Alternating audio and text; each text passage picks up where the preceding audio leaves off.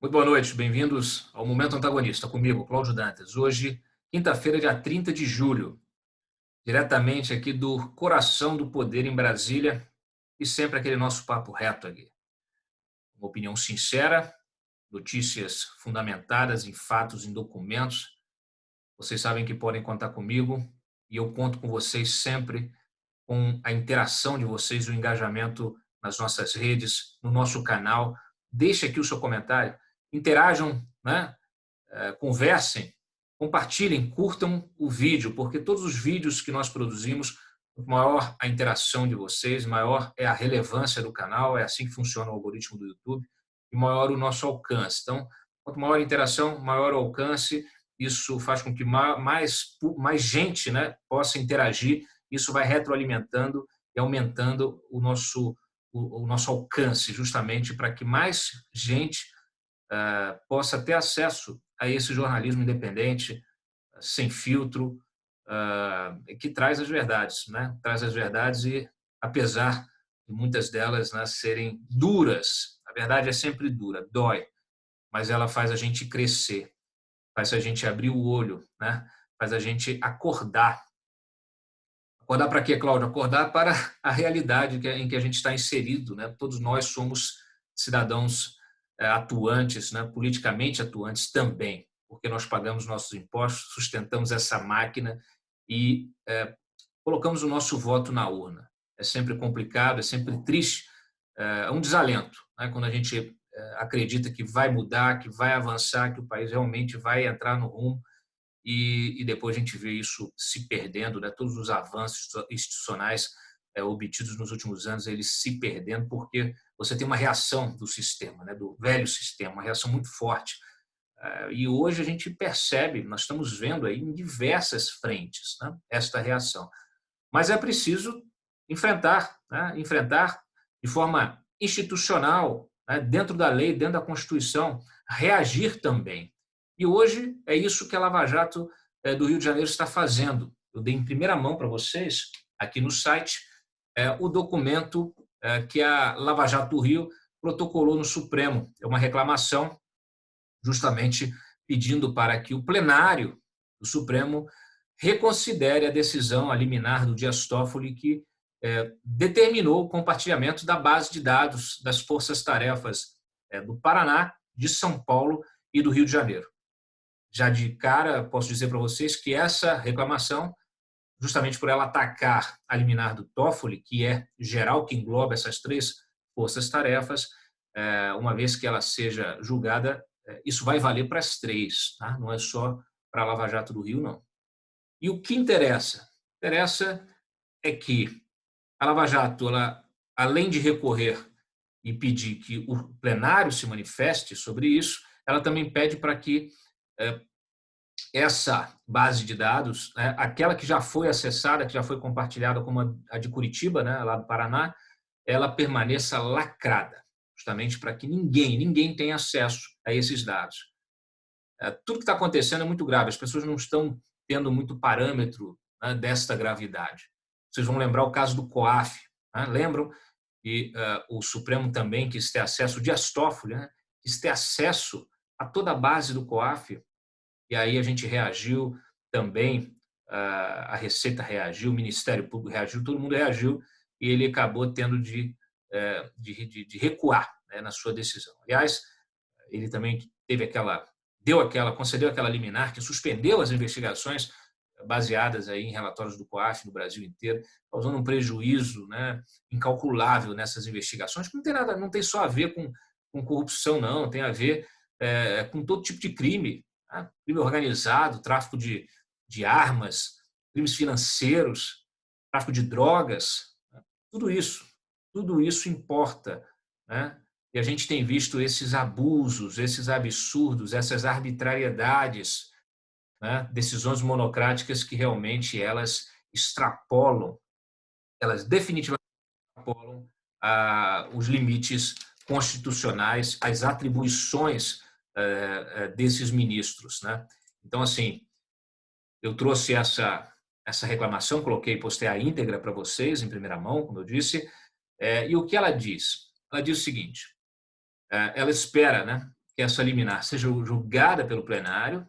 Por quê? Porque a questão em debate ela não versa só apenas, né, ou sobre, melhor dizendo, o acesso a uma base de dados, mas sobre a definição da própria formatação constitucional que a Carta Magna deu ao Ministério Público em seus artigos 127 e seguintes. Diz a Lava Jato: em razão disso, é imperioso que a Suprema Corte defina de maneira clara os limites dentro dos quais estão inseridos os princípios da independência funcional e da unidade.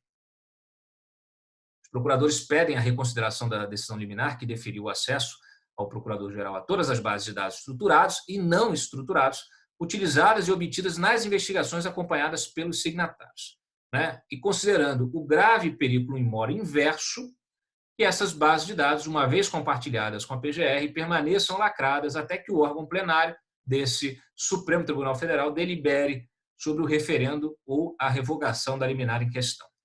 A reclamação da Lava Jato do Rio ataca a decisão como um todo, né? Como eu disse, abrange todas as forças-tarefas. Procuradores repisam o que é o óbvio, né? Mas que parece ser ignorado pela PGR.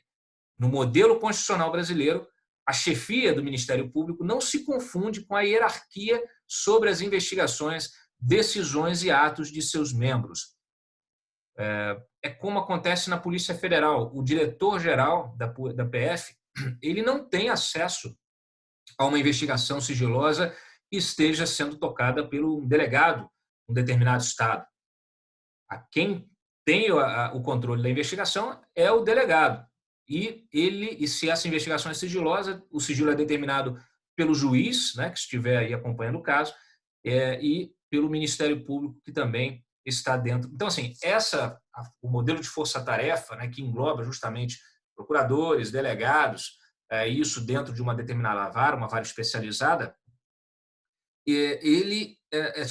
todos os dados recolhidos numa investigação, dados sigilosos, dados privados, né, dos investigados, eles precisam estar restritos àquela jurisdição e somente são compartilhados por ordem judicial dentro de procedimento específico, né, aberto, ou seja, a PGR pode ter acesso a determinada delação, por exemplo, né, que tenha sido homologada na 13ª Vara em Curitiba, caso ela esteja com uma investigação, provavelmente contra alguém com foro privilegiado, que tem a ver com aquela delação. Então, normalmente, até o contrário que acontece. A própria vara, uma vez identificado ali que aquela colaboração pode ser compartilhada porque colabora, porque ela ajuda na instrução do processo que está no Supremo aqui na PGR, que ela envia isso, né? Isso pode ser também através justamente de demanda. Então, mas isso tem que estar sempre associado a uma investigação, a um processo aberto, instaurado. Todo mundo, quem tem acesso restrito às provas que tenha relação, que tenha a ver com aquilo, né? E até porque muitas das documentações, muitas das informações obtidas numa investigação, embora elas possam compor um banco de dados como esse, né, de 350 terabytes lá da Lava Jato do Rio não, de Curitiba, né, que é a maior operação contra a corrupção do planeta, por isso o tamanho dela. Quando são informações que muitas vezes muitas das informações obtidas, né, numa busca e apreensão, no acesso a dados de determinada empresa, a arquivos de determinada empresa, nem toda essa informação ela é utilizada na investigação. E ela permanece em sigilo, fechada, né, justamente em função do controle judicial que existe sobre essas investigações. Então, não vale tudo, o PGR não é um imperador, né? A hierarquia administrativa ela não pressupõe justamente essa hierarquia no âmbito da investigação, então ele não pode ter acesso desta maneira a uma investigação e a dados sigilosos que estão protegidos aí pela Constituição. Tá? Então, é basicamente isso que os procuradores repisam nessa peça. O Constituinte de 1988 fez questão de deixar isso de maneira expressa no artigo 127, inciso 1º. Esta distinta característica do Ministério Público Brasileiro confere a promotores de justiça e procuradores da República a independência necessária para, prestem atenção, desbaratar sofisticados esquemas criminosos, mesmo que estejam sendo investigadas pessoas poderosas com grande influência política e econômica. É disso que se trata. A vingar a novíssima representação que fundamenta a ordem de compartilhamento, a palavra de Toffoli, né, significa que o chefe do Ministério Público Federal, indicado livremente pelo presidente da República, poderia ter acesso livre e indiscriminado a todas as investigações, manifestações e atos de todos os membros, mesmo aquelas sob reserva de jurisdição e sob sigilo legal. Um abuso institucional com consequências deletérias para a democracia e o Estado de Direito, é bom que se diga. Concluem os procuradores da seguinte maneira: a esfera de proteção garantida pela independência funcional, longe de constituir privilégio a seus detentores, representa mecanismo de freio e contrapeso a possíveis influências políticas de procuradores gerais indicados livremente pelo chefe do Executivo, ou seja, indicados politicamente. É um modelo que até os dias de hoje prevaleceu, resultou no Ministério Público Independente, pujante, e que é exemplo para outros ministérios públicos mundo afora. A íntegra está disponível para vocês. Na peça, a Lava Jato também derruba o argumento de urgência do Dias Toffoli para o compartilhamento de dados. Como, Cláudio?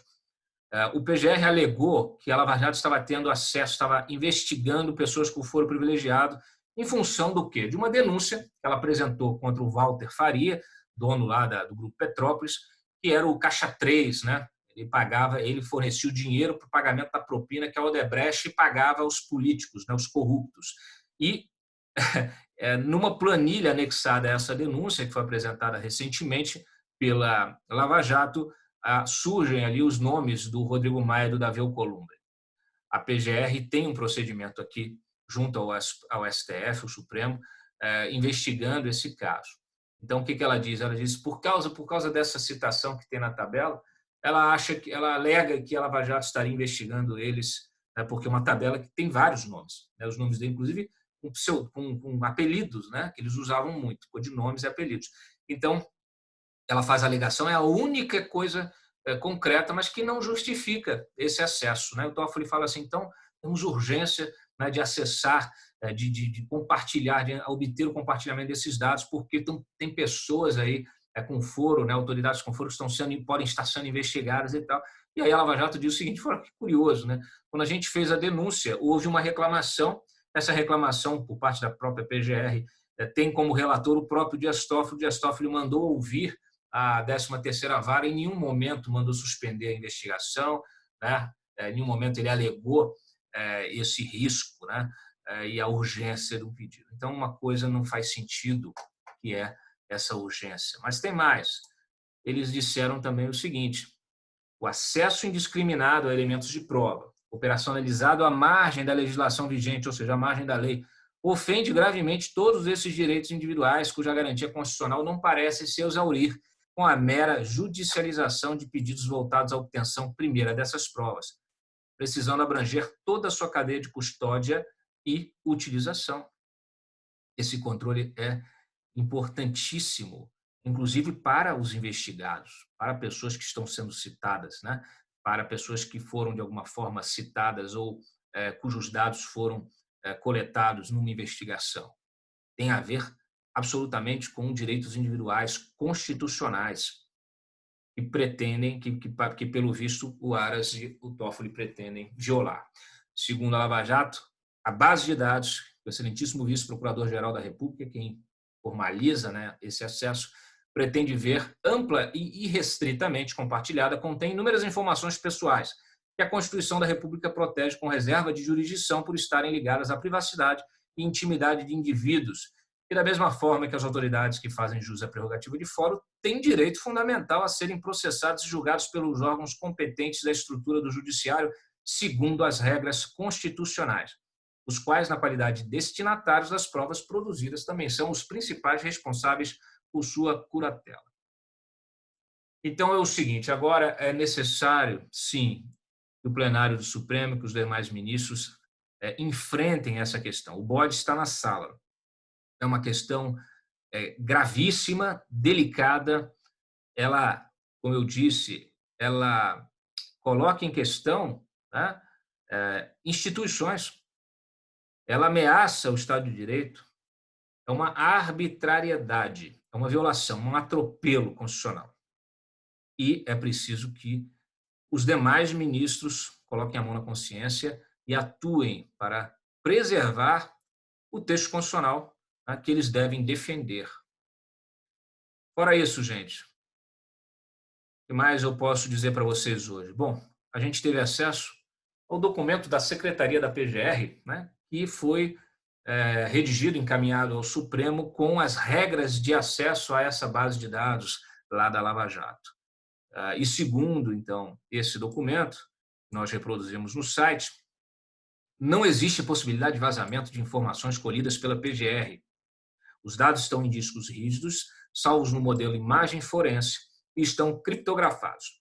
Nem mesmo os funcionários do MP que farão as cópias dos dados dos HDs para os servidores da PGR poderão ver o conteúdo dos discos. Os dados criptografados poderão ser decifrados e disponibilizados para análise do gabinete do Procurador-Geral da República. O procedimento deverá ser previamente autorizado com fornecimento das chaves para decifrar as imagens forenses criptografadas. Eles estão, segundo a Secretaria, ininteligíveis. Todos os dados coletados nas forças-tarefas estarão cifrados, desde a origem e durante todo o procedimento de receptação, cópia e armazenamento. Portanto, os dados permanecerão ininteligíveis durante todo o procedimento descrito, até o momento da disponibilização para análise. De acordo com a Secretaria, os arquivos ficarão salvos em computadores que estão na sala-cofre da PGR, que fica na sede da Procuradoria-Geral aqui em Brasília. Essa sala é monitorada 24 horas por dia e acessível apenas com impressão digital. Bom, a gente já sabe que se algo vazar, a gente vai saber de onde vazou, né?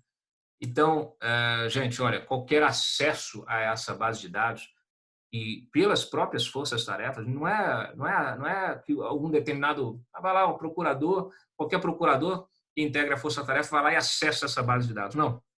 Para você acessar, você precisa ter também, entrar num sistema, colocar o procedimento, o teu login de acesso, ter a senha de acesso, e aí aquilo fica registrado e sempre associado a um procedimento instaurado.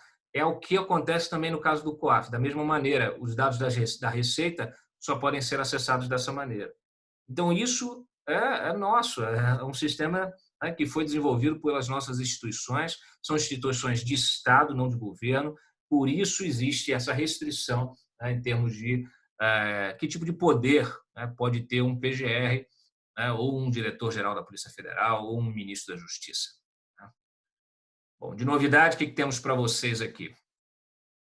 O Alckmin virou réu por Caixa 2, corrupção e lavagem de dinheiro, aquele caso que nós já estamos acompanhando há algum tempo, que envolve tanto ele, né, como o seu operador, o MM, Marcos Antônio Monteiro, tesoureiro da campanha de 2014, e o advogado Sebastião Eduardo Alves, que é ex-assessor do Tucano. Então, está aí, ó, Caixa 2, corrupção passiva e lavagem de dinheiro. Segundo a denúncia do MP, há indícios suficientes de materialidade dos crimes, além de Alckmin e dos ex-assessores. O magistrado responsável aí pela causa também recebeu a denúncia contra Maria Lúcia Tavares, Benedito Barbosa da Silva Júnior, Álvaro Noves, Fernando Migliaccio e Fernando Migliaccio, né, eles da Odebrecht. E todos da Odebrecht fizeram delação premiada. Segundo a denúncia, o ex-governador recebeu 2 milhões em espécie da Odebrecht na campanha ao governo de São Paulo em 2010 e outros 9,3 milhões em 2014, quando se candidatou à reeleição. Então, é esta a situação. Além disso, o Alexandre de Moraes, no caso, né, das fake news, a gente tinha registrado que no dia que ele bloqueou as contas, né, dos bolsonaristas, elas ficaram restritas apenas no Brasil. Justamente, o Twitter entendeu que é uma decisão da justiça brasileira e que não tem jurisdição sobre uma rede que é global. Então, quem acessava de fora do país ou quem mudava a sua localização, né, para outro país poderia continuar assistindo e eles, por sua vez, continuariam publicando. Então, o Alexandre de Moraes resolveu agora vamos dizer assim, determinar, né, que as redes sejam retiradas do ar internacionalmente. Tá? Ele disse o seguinte. Bom, aí quais são as contas, né? Nós temos todas aquelas contas que incluem aí o ex-deputado Roberto Jefferson, Sarah Winter, Rolando dos Santos, Luciano Hang, Edgar Corona, entre outros. Então, esta é a decisão do Moraes. O Twitter já disse que vai recorrer, porque ele entende justamente que não pode, que não tem que submeter a Justiça do Brasil para informações, dados que estão fora, né, da jurisdição, fora das fronteiras do Brasil. Esse é um debate importantíssimo e é desafiador, né, porque essas plataformas, essas redes sociais que são globais, que têm atuação global, além das fronteiras, justamente elas não se submetem integralmente à justiça dos países, justamente porque elas estão em todos os países.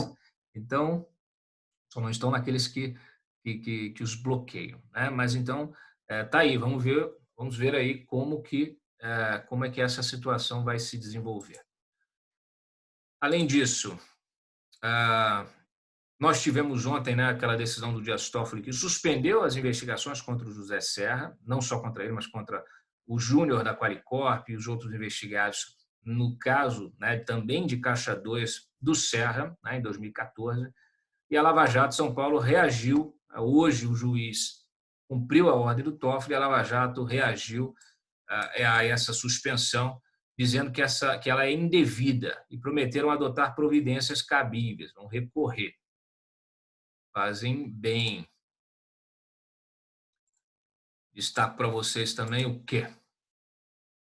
Bom, vamos lá. Nós hoje aprofundamos a nossa repercussão e a nossa apuração sobre essa história de quarentena, a quarentena política para que juízes não possam se candidatar, ou possam se candidatar apenas depois de 6 ou 8 anos. O Dias Toffoli defende 8 anos, o Fábio Tradi, naquele projeto dele, defende 6 anos, o Fábio Tradi, que é primo do Henrique Mandetta, Luiz Henrique Mandetta, que é o candidato virtual do DEM, né? E a situação é a seguinte, eu comentei até cedo, fiz uma análise, um artigo, publiquei no site, mostrando que não se trata de quarentena. O nome disso é cassação dos direitos políticos. Aliás, 8 anos é o mesmo tempo previsto como pena na lei da ficha limpa para políticos condenados.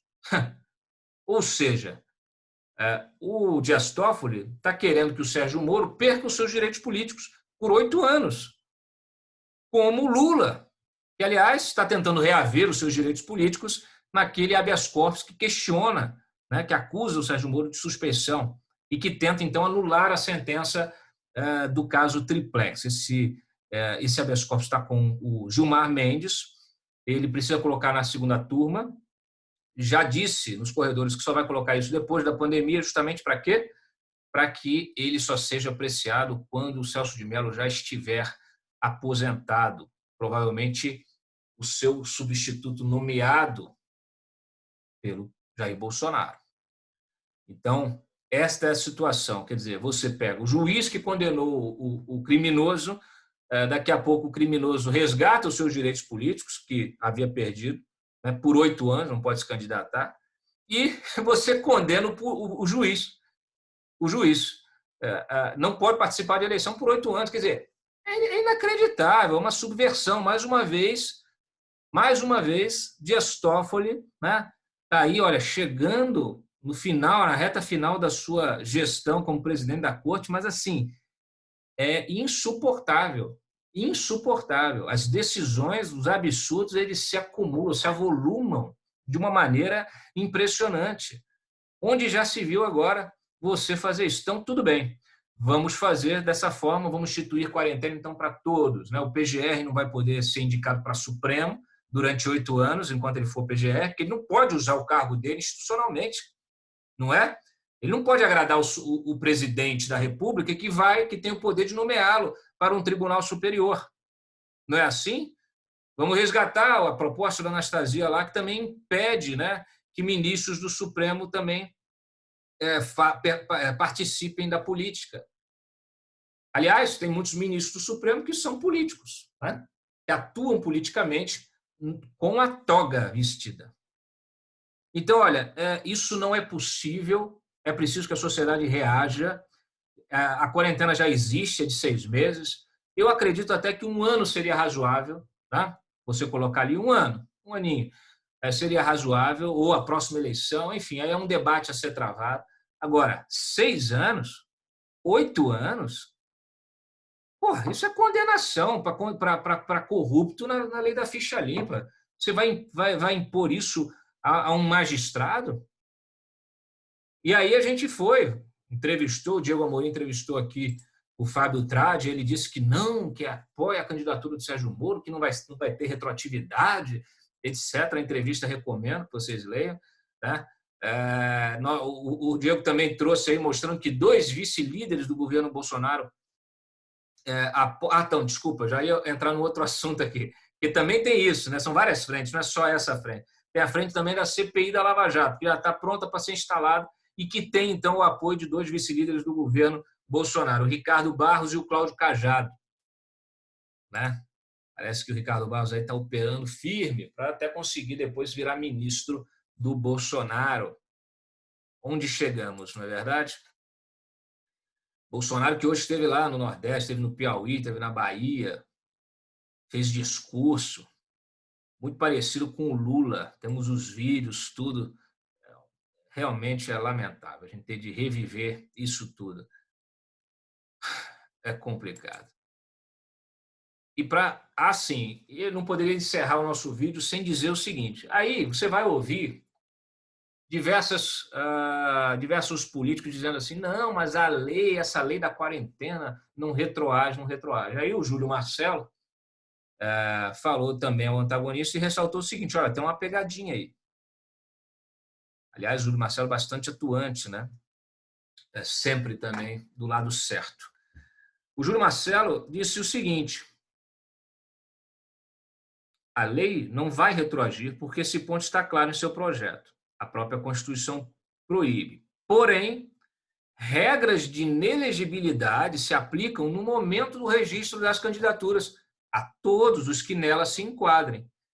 Ou seja, quando chegar lá, vamos dizer que o Moro resolva participar, né, da campanha municipal, hoje, agora, esse ano, final do ano. Se Deus quiser, vai ter. Vamos ver.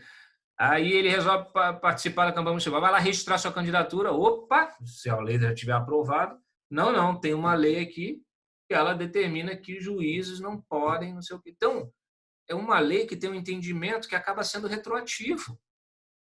Não é a lei que você vai aprovar a quarentena, mas já existe a lei eleitoral, que é justamente aquela que diz o seguinte, olha, você tem regras de inelegibilidade aqui, você está enquadrado nessas regras? Por exemplo, você está enquadrado na lei da ficha limpa, você não pode registrar candidatura. Você está enquadrado na lei da quarentena, você não pode registrar candidatura. Entenderam? Essa é a malandragem, esse é o pulo do gato, essa é a sacanagem que querem fazer. Gente que apoia, gente que até ontem também estava apoiando que alguns juízes saíssem. O próprio governador, o Wilson Witzel, é ex-juiz. Né? Temos tantos policiais que foram eleitos, né, na última eleição em função disso. Então, olha, realmente é uma vergonha do nosso parlamento compactuar com isso. A quarentena já existe, 6 anos e 8 anos, como quer o Dias Toffoli. Isso não é a quarentena, isso é punição, isso é condenação, é a perda de direitos políticos. Aliás, quem falou isso mais cedo foi o Hamilton Mourão, o vice-presidente da República, que acordou aí animado hoje, falou também, reafirmou que é contra a reeleição e desceu aí, falou o que quis e disse, e colocou de forma muito bem colocada essa questão. Você não pode retirar o direito político de um cidadão, você está impedindo ele. Aliás, a Constituição permite, né, que qualquer um se candidate, até um analfabeto pode virar presidente da República. Então, é um absurdo você impedir que um juiz, que um procurador, que um policial fique 8 anos, saia da sua carreira, né, vai fazer o quê? Vai fazer qualquer outra coisa. Né? É justamente o contrário, quer dizer, é claro que ninguém pode usar, mas então vai ter que espalhar essa regra pela esplanada inteira, pelo serviço público inteiro. Porque, claro, obviamente que quem realiza bem o seu serviço, né, aquele servidor público que realiza bem o seu serviço, o cidadão olha e acha bom. Né? E pensa assim, pô, esse cara na política pode ajudar a melhorar a nossa política, porque a nossa política é apinhada de vagabundo, de canalhas, de cafajestes, de corruptos, de tudo, que você tem da pior espécie.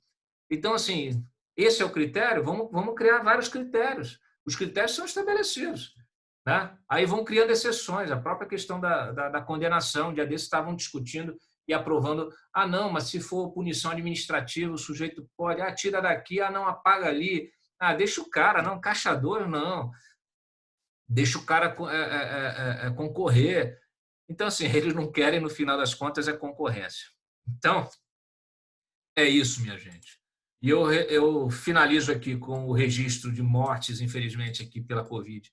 Mais 1.129 nas últimas 24 horas, subindo aí para 91.263 o número de vítimas fatais da doença. Tá?